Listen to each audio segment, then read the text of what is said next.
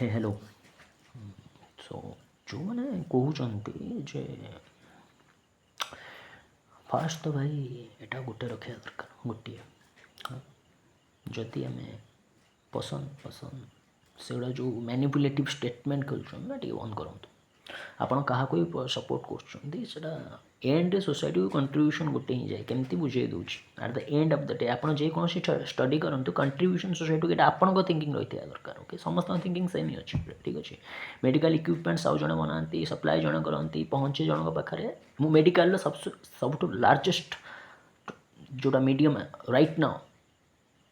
जोटा transparency provide कर कथा हो करेक्ट अलग गुड़ाक कनेक्ट करदे फर्स्ट थिंग जड़े ट्रांसपोर्ट कर जड़े इनोवेशन कर जड़े ताको मैन्युफैक्चर कर जड़े यूज कर ठीक अच्छे को वे हम से कोऑर्डिनेट करी दैट इज कोऑर्डिनेशन से कोऑर्डिनेशन रे गोटे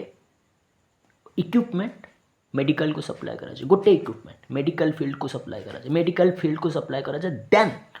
आपण को से इक्विपमेंट माध्यम सेवा दिए प्रोवाइड कर दिया जाए ठीक अच्छे जो मैंने कहती ये कमिंग टू द यूथ हाँ कि जिम मु क्या उच्चा नीचा प्रोवाइड माने सेमती देखाएनि जो मैंने मु 10 इयर्स है जिम विषय पिला सहित मिसुची बहुत हुए कहींपर हाँ देखी पिला देखी जो मैंने बॉडी बिल्डिंग करते जिम जाते बॉडी बिल्डिंग करते स्टेज शो जोटा कहते हाँ तो मुझे देखी 10 वर्ष है कमिंग जो मैंने नॉर्मली एवं जॉइन कर न्यू जॉइन कि इनोवेटिव कहना या फिर इनोवेटिव टेक्निक रे पुराना ठीक अच्छे कारण से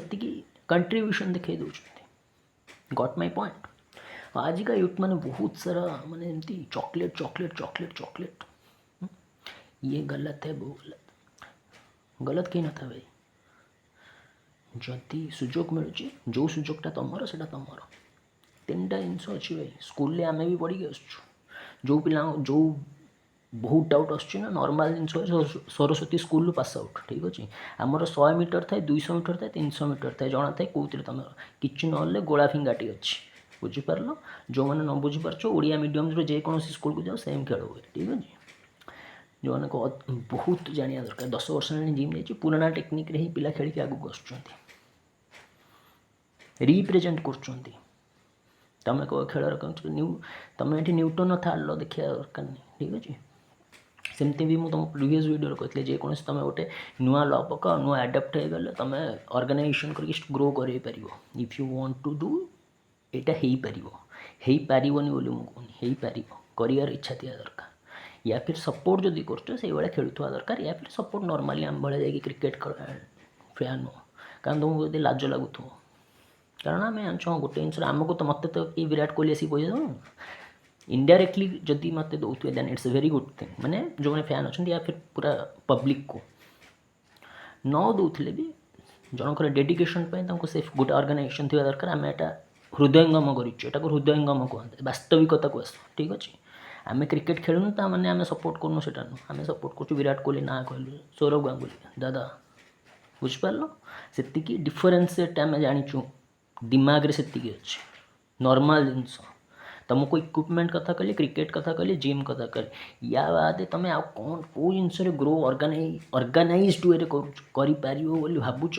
कर किंतु ये जो एतिकी जिनस जी भी सपोर्ट कर या फिर मुझे निजे जाकि बेले बेले खेली दिए ठीक अच्छे because I like to play किसी ना कि खेल था सेमती भी छुआ बेले जो जिनसा भल लगे भर चूज करा जाए खेला जाए नॉर्मल जिनस बाइक बुझिपार जो जो जिन बहुत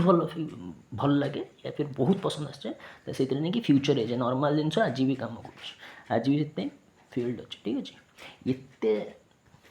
जो मैंने स्टेज पड़गला आम भी जाकि कहीदे ना यूट्यूब भी कहीदे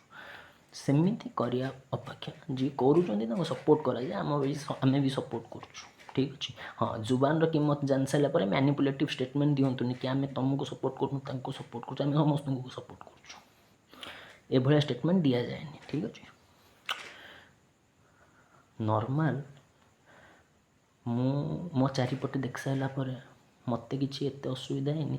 ମୁଁ ଚାହେଁନି ଦେଖିନି ମୋ ସାଙ୍ଗମାନଙ୍କୁ ଅସୁବିଧା ହେବାର। ଯଦି ବି ଆଜି ଆପଣଙ୍କ ପାଖରେ କହିଦେବେ କି ଅସୁବିଧା ହେଇଛି ବୋଲି, ଦିନକୁ 500-600 ଟଙ୍କାର ତେଲ ପକାଉଛନ୍ତି ଗାଡ଼ିରେ। 4 ହ୍ୱିଲର ଧରୁଛନ୍ତି ଭାଇ, ତା 4-5 ଜଣ ସାଙ୍ଗ 4 ହ୍ୱିଲର ଧରୁଛନ୍ତି ମିନିମମ୍। ତ ପଚାରିଦେଲେ ଆପଣ ତାଙ୍କୁ ପଚାରିବା ଦରକାର ନାହିଁ, ଗାଡ଼ି ନମ୍ବର ଦେଖିଦେଲେ ଜାଣିଦେବେ କେତେ